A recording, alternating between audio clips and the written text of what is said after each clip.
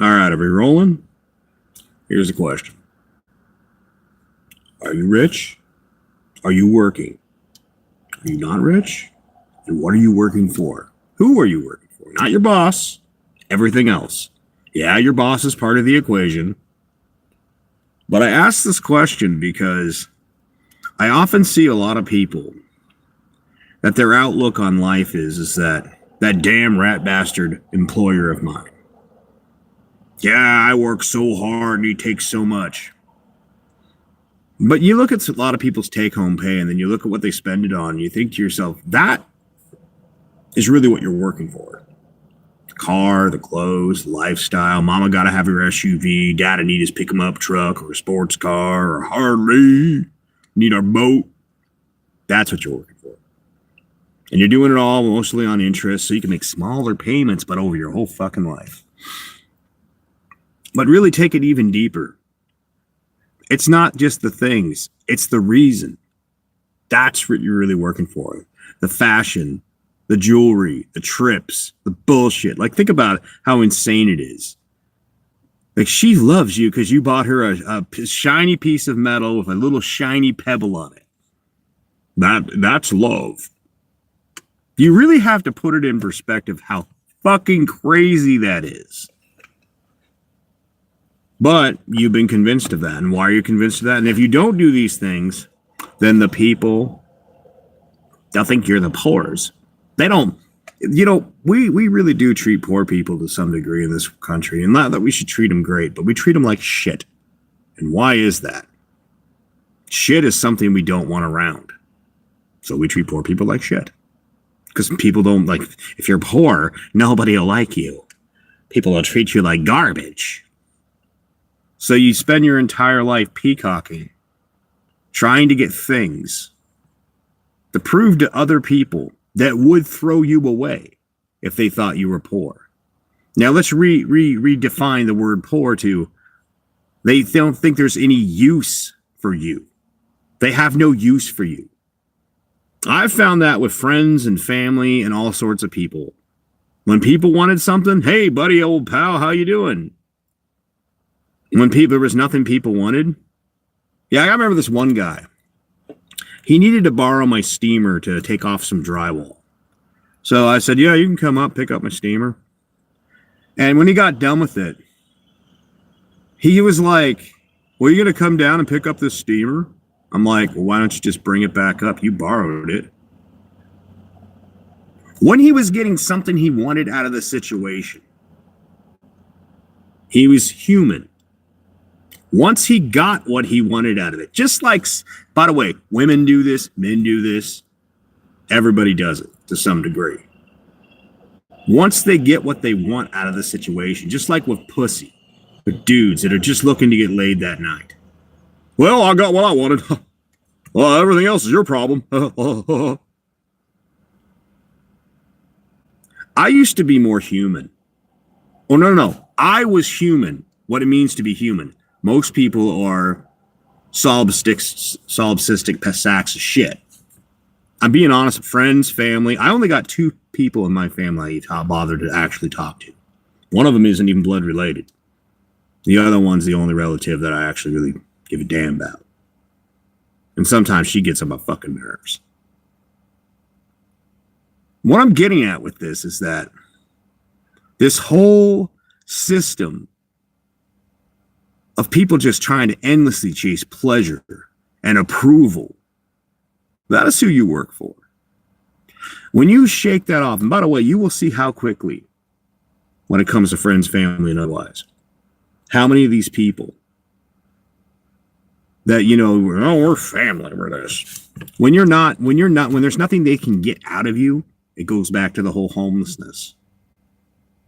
You as garbage, as shit. Unless they can recycle your situation into something better, even using you to a certain degree. Then you see the lack of humanity with that. And then you see the things that people chase, back to the whole cars, clothes, lifestyle, status, social movements. You don't have to be rich to be part of a group, a crowd. We're fighting the fash. Don't want those commies to take over. Whatever fucking group, religion. Our waggedy woo in the sky. is the right waggity woo. It's so fucking nuts. And all of it, like the belief in ridiculous things in the sky or social movements, fashion trends, peacocking, it's all so you don't feel like you're left behind. But inevitably, and this is something I think a lot of you will realize as you get older, you will be left behind in some degree. I think honestly, cursed and blessed as I am, I was left behind by most people ages ago, back when I was a teenager. Way before that, when I was in middle school, I knew there was us and them.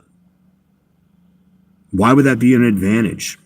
I'm not going to be one of those old people that works their entire life to live to some standard that's fucking I don't need, that I don't personally need, that doesn't make me happy. And then one day you're in an old folks' home thinking, was that all life was worth? With that William Shatner song, about life and death. You're gonna die. Look it up. William Shatner, You're Gonna Die. It's a great song. Was that all there was to it? It's such a good song. I think that's part of the reason I'm as independent as I am. I could say between being kind of an outcast as a little kid, like a kind of a Naruto kid, except for I didn't have the nuclear fox in my belly. I had to figure out things on my own. And sooner or later, when I realized that I couldn't handle the idea of conforming, I really couldn't. I couldn't do it. I don't know if that makes any sense to a lot of you, but I couldn't deal with this idea that someone would try to lord over me and treat me like garbage or treat me like whatever. Because the crowd, the group, the social approval. I wasn't going to bend the knee. I could respect actual talent and actual, like, people that actually earn their place. Actual merit I could always respect. But I couldn't do the whole toady game of, oh, well, you see, because that guy, he said the popular thing or wore the clothes and the shoes. He's the guy that knows the stuff. Or because that guy over there, he was related to this, or this chick over here. She's the it thing because she's the it thing. No, I could never accept that level of authority because it was all bullshit.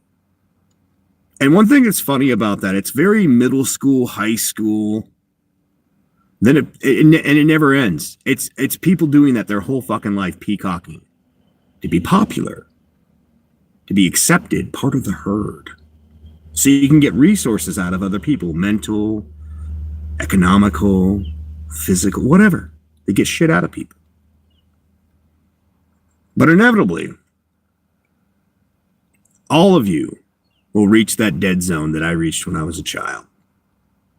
When you realize, yes, your kids, they do care about you in the word sense, but they've got their own problems, their own life. So old people shuffle off to the old folks' home, or please die before we have to pay for that. You're in your mid-40s. You're not as pretty as a woman as you used to be. You now actually have to be talented. You were the cock of the walk jock back in the day, and now you're just some dickhead working at an auto parts store. A couple kids and an ex-wife or two. You will all get to where I realized as a middle schooler. And I think it'd be better if we all got to that point a lot younger. Because then we'd realize that, yes, all this show-off, peacock, and bullshit does not matter. The things that matter are like, hey, do you have a house paid off? Do you have a piece of land paid off? You got some investments. A nice trip to somewhere is a nice trip. But not having to think about how you're going to pay your bills when you get older, that's really awesome. The beautiful thing about me and being a minimalist is I can live off almost nothing. Almost nothing. I can work almost any job and I'm prosperous. As long as I can find a place to park a van and set up a little tent apparatus place to get a bucket bath, I'm fucking good. So when I drive truck and they're handing me fistfuls of money to drive all over the country, and I know it won't exist forever. I got free showers at the truck stops. I'm doing A-okay. I'm doing fucking great. But it all comes from that basis thing. Coming back to, who are you working for? Well, you can be mad at your boss. I understand that. That rat bastard, he makes so much more money than me. Yeah, because he made the business. Sorry. There's reality. But at the end of the day, when you take the majority of your pay and you piss it away on dumb shit, and we all have our little niches. I get it. But some of these pickup trucks, $70,000, $80,000, $90,000, $100,000 for a fucking pickup. It's a people mover. I mean, I understand if you buy it as a business expense, but it's still a pickup. Mama gotta have her SUV. She gotta have an Escalade. And I'm not trying to trash on the Escalade people. Okay, what is it, a Lincoln Navigator or a Yukon? You know, like whatever. I don't care. Oh God, you want to know the one I think is hilarious? Have you guys seen it? We've all seen it, right? The Tesla Cybertruck. Okay, look, I'm not trying to trash on electric vehicles, although I do think they're kind of stupid. At this point, we don't have good battery technology. I mean, if you like your slavery mobile, where some little kid in Africa is with he got a promotion, he got a broken shovel end.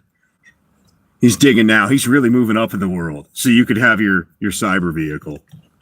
But like that fucking truck literally looks like somebody said, Daddy, back in the 80s, he's watching Transformers. I drew you a pickup.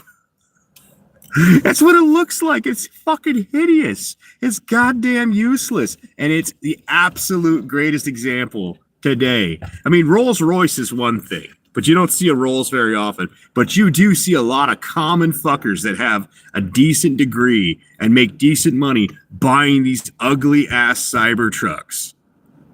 And I'm not saying that to, yes, I am clowning on. I'm going to clown on you. Like, it literally looks like somebody's 4-year-old drew a pickup. Daddy, here's a pickup in the 1980s. Like he's watching Transformers and he's drawing this and he's like, that's a pickup. And Elon Musk said, okay, kid, I'm going to make that into a fucking truck. Fucking ugly. It's hideous. And you paid how much for it? That's what you're working for. That's your life. Mine at 88 Econoline, back in 09, I paid $700 for it. And since then, and when I got it with 98,000 miles, because I was trucking, I've only put 34,000 miles on it since 09. We're going on over 15 fucking years. Who's winning, brothers? Well, and by the way, just so people know, you always get that crowd of people. Well, my money, I'll do what I want. I am fine with that, only if everybody was their own island. No Social Security, no unemployment, or at least we get to opt out. No welfare taxes, none of it. None of it. None of it.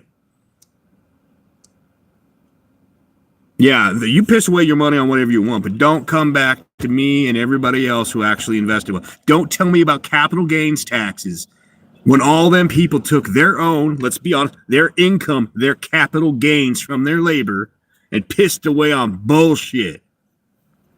Yeah, that's what you've been working for. Peacock and stupidity, just so you can be part of the herd. You want a golf clap? God, it's so funny to me. Yeah, next time you get mad at your boss and think he's a rat bastard, look at yourself. Look at yourself in the mirror and realize you could have been a minimalist. You could still do it right now. 7 to 10 years, you could be retired in America. But most of you will keep doing the same shit that you were programmed to do because you're no better than you were in middle school or high school. Peace. Y'all have a great day.